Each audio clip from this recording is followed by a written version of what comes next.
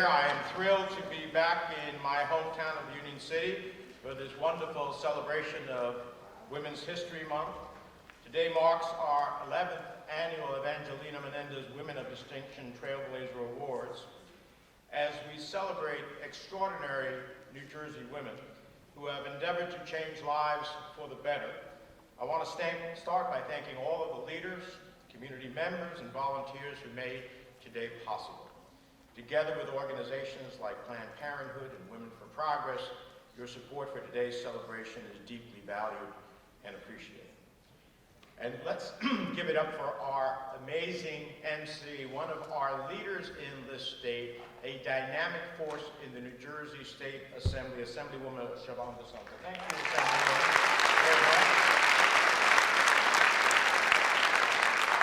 And what can I say? We are so fortunate to have with us this afternoon the Lieutenant Governor of New Jersey, who is a past Evangelina Menendez Trailblazer honoree.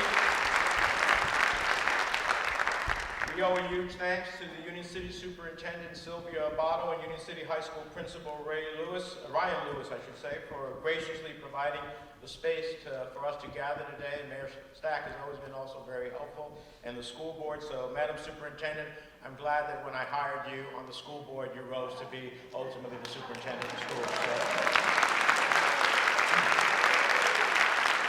thank you to the Union City High School Marine Corps Junior ROTC for presenting our colors, and to the talented trio of students, Danny Gonzalez, Felix Paredes, and Miladay Salazar, for that beautiful rendition of the national anthem. And how about those incredible Girl Scouts leading the Pledge of Allegiance? Weren't they wonderful? We'll hear from her shortly, but please, let's give a warm New Jersey welcome to our keynote speaker, the U.S. Ambassador to the United Nations, Linda Thomas-Greenfield.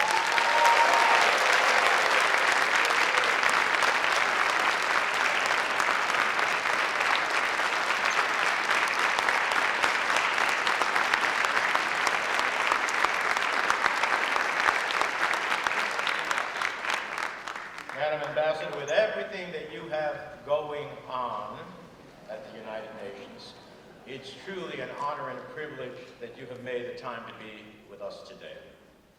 This year we recognize 11 incredible women from our state with the Evangelina Menendez Women of Distinction Trailblazer Awards.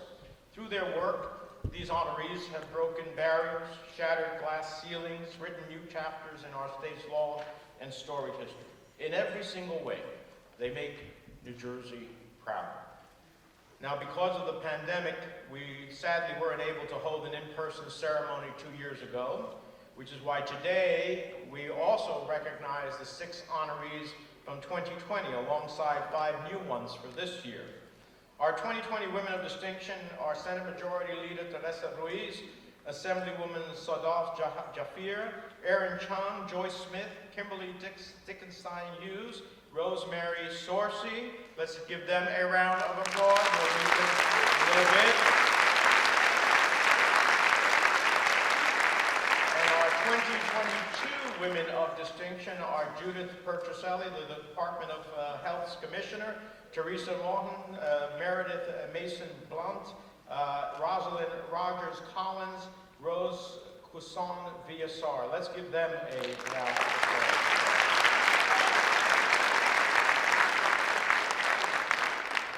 When we started these awards in 2011, no one could have imagined the changes that we have seen over the past decade.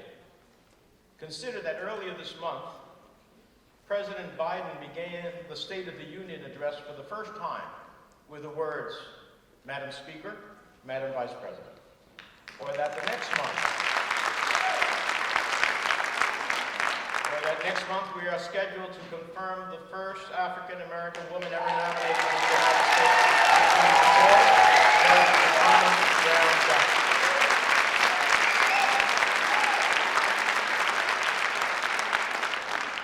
When our children and my 3 granddaughters ask about the story of the last decade, we will tell them how women marched for justice, for racial equality, and for our lives.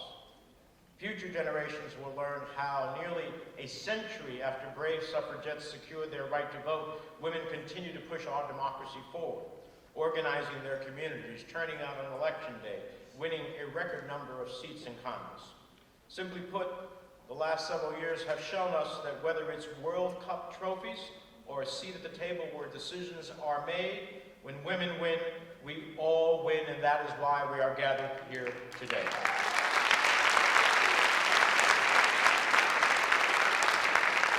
As we come to celebrate 10 trailblazers in our community with these awards, I can't help but think of how proud their namesake would be. The Evangelina Menendez Women of Distinction Trailblazer Awards are a tribute to my mother, a refugee from Cuba, who rose from humble beginnings to see her son, first in his family, go to college and then to law school. If she would have thought that at that time, growing up poor here in Union City, that her son could be one of 100 United States senators in a country of 330 million people, she probably didn't think that was possible, but it is the promise of America fulfilled. It is a promise I fight to keep true for future generations. Born in 1919, she grew up under the oppressive Batista dictatorship, and like most people, she dreamed of stability and safety for her children. But to her, those dreams didn't involve Fidel Castro's empty promises and false hope. So in 1953, after a long battle to convince my dad to leave, they packed off and set for Puerto Rico. A few months later, the Thai company my father worked for offered him a chance to work in the United States. And by the fall of that year, and while pregnant with her third child, aka me, my parents and siblings arrived to New York City to pursue the American dream. It took remarkable bravery for her to leave the only home she ever had known. Nobody knew her. Nobody was waiting for her. There were no promises of anything. She didn't know the language, didn't know the customs. There were no guarantees. Our family initially settled in New York, and a few years later, I was born in I'm going to leave that out. We crossed the Hudson River, first to Hoboken, and then right to Union City, which became our hometown.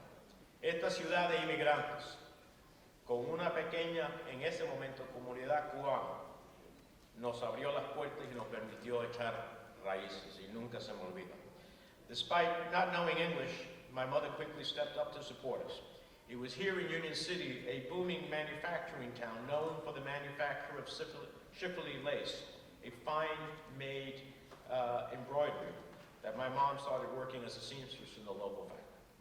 Guided by her strong work ethic and rooted in her faith, she is the reason I'm here today. She was maybe 5'6" on a good day, but to us, she towered over others with the strength.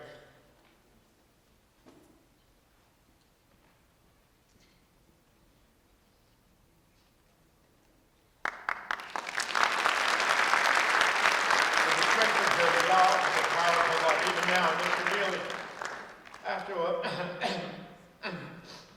a long battle with Alzheimer's, she passed away here in her adopted home of Union City in 2009.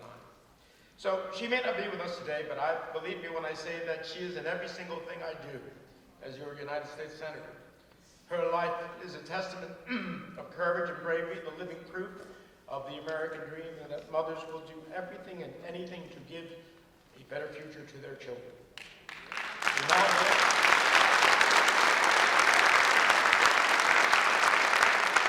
madre es la razón que yo lucho todos los días por las familias inmigrantes, porque ella fue inmigrante también. She is the reason why I fight for those who seek to escape from violence and repressive regimes, just as she did many years ago. After all, our country was founded on the premise of sanctuary from persecution. And as we heard earlier today, it is a promise enshrined in our national anthem as the land of the free and the home of the brave. One of the most important lessons that my mother taught me was that sometimes in order to be free, you have to be brave. Today I see her bravery in the Ukrainians who are locked in a bloody conflict for their country and their freedom.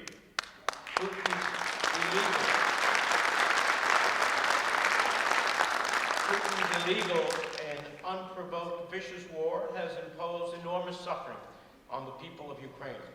And our hearts are with them as we see images of barbaric attacks on civilians in schools like this in maternity wards.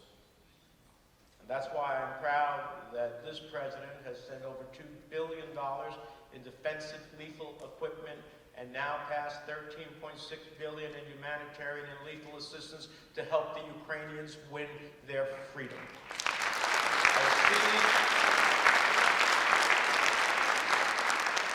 I see my mother's courage and the Ukrainian women walking miles and miles to flee their war-torn homes. The Afghans who risked life and limb to escape the Taliban as Kabul fell, and the countless mothers who have made the perilous journey across South and Central America. I see my mother's story and their story, a belief forged by the knowledge that ours is a nation of immigrants, that there but for the grace of God go we. And it is why her dream and their dreams of a better life for the next generation must surely become our own. A quienes buscan alcanzar el sueño americano les quiero decir lo siguiente: nunca olviden que este país también es de ustedes. A los soñadores, a las personas con TPS, a los trabajadores agrícolas, a todos los trabajadores esenciales, mantengan la fe, nunca dejaré de abogar por sus intereses y el bienestar de su familia. My mother's spirit continues in our constant fight for gender equality. In debates about equal pay for equal work, I'm reminded of her, a hard worker who led with her grit and resilience.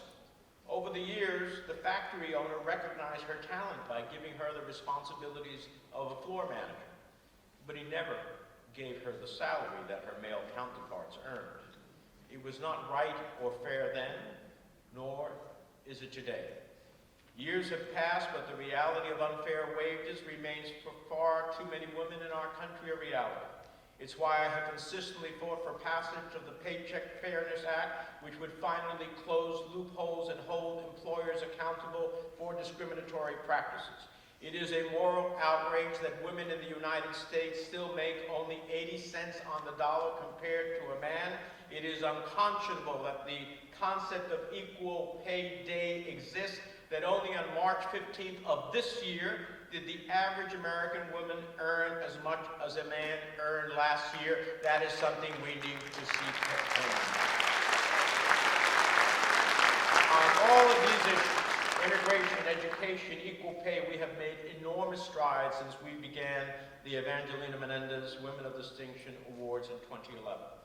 But as my mother would say, when a garment was only half sewn, falta más por hacer. There is more work to be done. We must finally pass the Equal Rights Amendment, which was first championed by New Jersey's own Alice Paul, and which I introduced year after year in the Senate. We must pass the Women's Health Protection Act to codify Roe v. Wade and declare with one voice, unequivocally and unapologetically, that an attack on the rights of women anywhere is an attack on the rights of women everywhere. We must reinstate the child tax credit, which saw parents receive monthly benefits for every child under the age of 18. More than just numbers on a page, the child tax credit lifted millions of children out of poverty for the first time in their lives. 82% of the kids in New Jersey, more than 1.6 million. We must make sure that they continue to rise out of poverty in the days ahead. All of this remains to be done, and it is my sincere hope that together we can look our challenges in the eye, confront them head on, and finally deliver the equal opportunity that every American deserves. I know it can be done. Why? Because of the past 2 years have shown us anything, it's that where there is a will, women will find a way. Women have been on the front lines of the COVID crisis as nurses, doctors, teachers, police officers, researchers, and many other heroes. Women are leading the way all around us, and it is my honor to recognize them for the invaluable contributions they give us day in and day out. Now, before I introduce our keynote speaker, let me close on a personal note. As I've said, my mother was a trailblazer for me in every sense of the word. Her name, Evangelina, harkens back to Eve, the first woman, an angel, or the angel that she was. And I couldn't be prouder that my daughter, Alicia, decided to name her own daughter, her first daughter, Evangelina. Evangelina, who is with us here today. Say hello, Evangelina, to everybody. Say hello.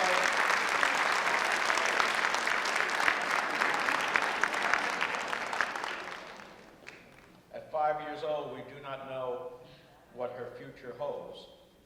We do not know what trails she'll blaze. But here's one thing we do know. Evangelina and her sister Ophelia and her cousin Olivia will grow up in a nation that is stronger, fairer, more just, and more equal thanks to the work of the extraordinary women we honor today. And that's why we are here. Now, let me say that it is my distinct pleasure and honor to introduce the United States Ambassador to the United States Mission to the United Nations, Linda Thomas Greenfield. As a career diplomat with the U.S. Foreign Service, Ambassador Thomas Greenfield truly represents the best that our country and the bayou of her native Louisiana have to offer.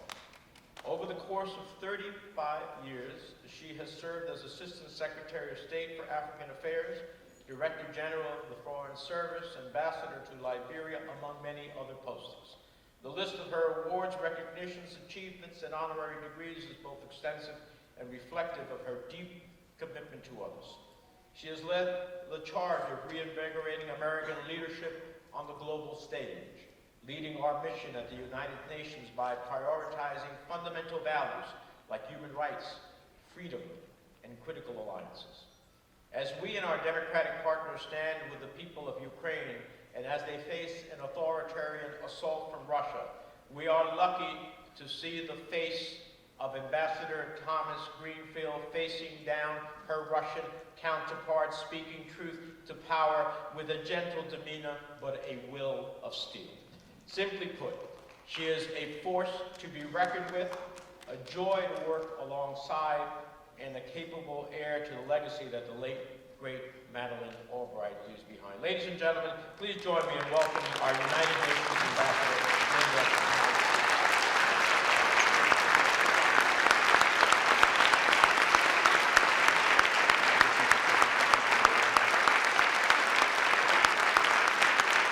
Good afternoon, everyone. I am really delighted to be here with you today. I've been living and working across the river and looking forward to the day that I would get to have the opportunity to come to New Jersey. And here I am, thanks to Senator Menendez. Senator, thank you. And thank you for inviting me and allowing me to honor these extraordinary women with you today. We're so lucky to have your wealth of experience, your leadership at the helm of the Senate Foreign Relations Committee as we work hand in hand to address a host of foreign policy challenges and opportunities around the world. And Senator, you may not recall that we first met in 2012 when you gave me a charge, when you confirmed me as the Director General of the Foreign Service, and you not only gave me a charge, you insisted that I take on the responsibility of improving diversity in our foreign affairs community, and particularly in the State Department. It is a challenge that I accepted then, and it is a challenge that I continue to work on today. So before I get into my speech, I want to take an opportunity to say to you young people in the room, and even some of you older ones, and maybe even some of our women that we're honoring, that foreign affairs is one of the most terrific careers you could ever imagine. So if you're looking for a change in your career, or you're looking for a career, please, please look at the State Department. I'm recruiting, sir. Go on to careers at state.gov for you students, and look at student programs and learn about the State Department. And if you're really, truly interested in the Foreign Service, and my staff will be shaking in their shoes, please make sure you reach out to me, because I will walk you through the process. I've done it now for almost 40 years, and I cannot think of a better career representing our country, representing you, representing the American people overseas. So I also want to thank you, Senator, for bringing us together during Women's History Month to celebrate women across the state, women who are doing tireless, heroic work to better their communities and, by extension, the world. I've had the chance to read the stories of the honorees in the room today, and let me tell you, you are an inspiration. You have helped thousands of women, particularly low-income women, access critical reproductive health care services. You have provided relief to homeless populations and at-risk youth. You have taught. You have served in government. You've made your mark in the legal field. You've helped individuals affected by mental illness. You have broken barriers. And ladies, you have changed lives. You are all, in one word, extraordinary. I know so much of your time is spent serving others, but please take a moment, just a moment today, for yourself. Soak in the recognition. You deserve it. You earned it. Let's give them a hand.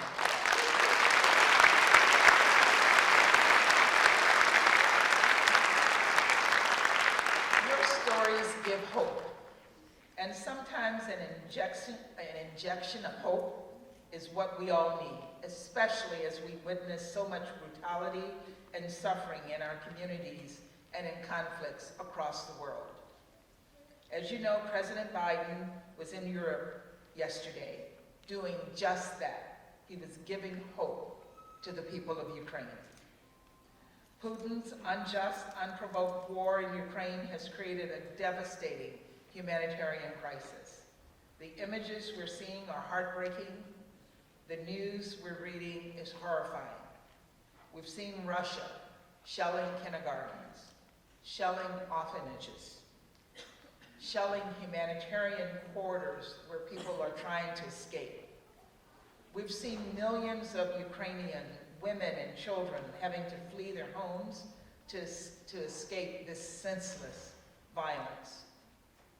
We've seen shocking images of a bloodied, pregnant woman being carried from the rubble of her hospital after it was attacked. And tragically, we later learned that both her and her baby died. Russia wants us to believe this is all fake, that it's all staged on a movie set.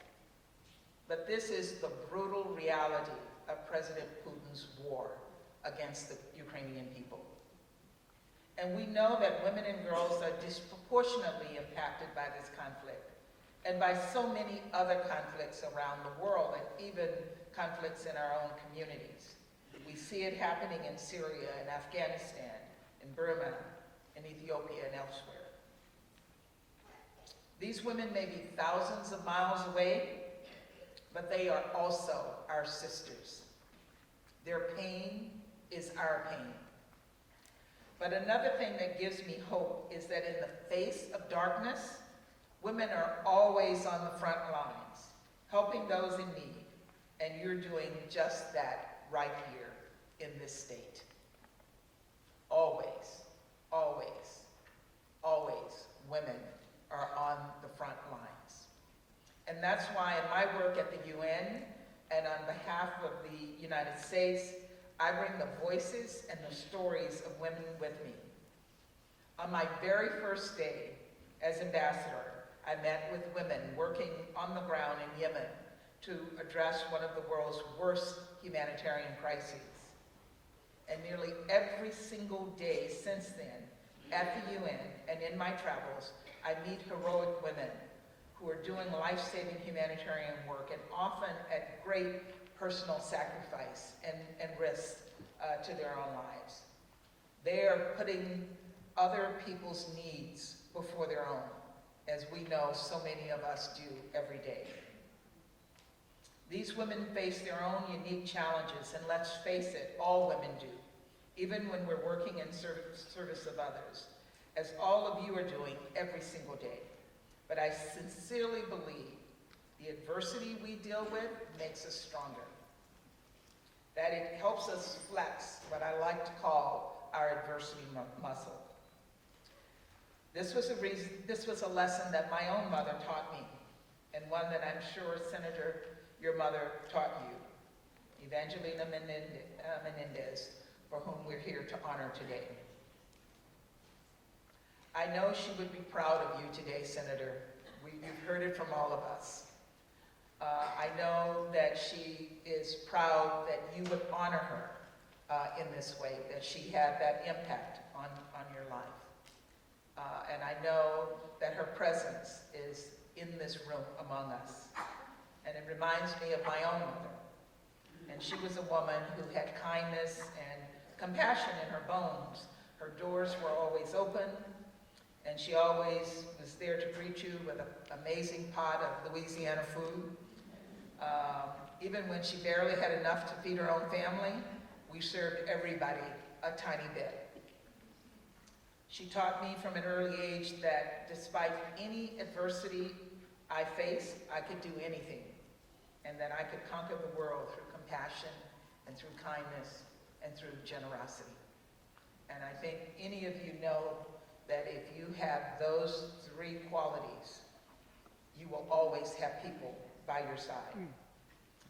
And then in my professional life, I had the chance to learn from another incredible woman, Madeleine Albright, who sadly passed away this week. She was the first woman to serve as Secretary of State, and she left a remarkable legacy at the United Nations in the position that I'm serving in today. She was an unabashed champion for women, and she was never afraid to speak up and to use her voice for good. And as she put it, and I'll quote her, "It took me a long time, it took me quite a long time to develop a voice.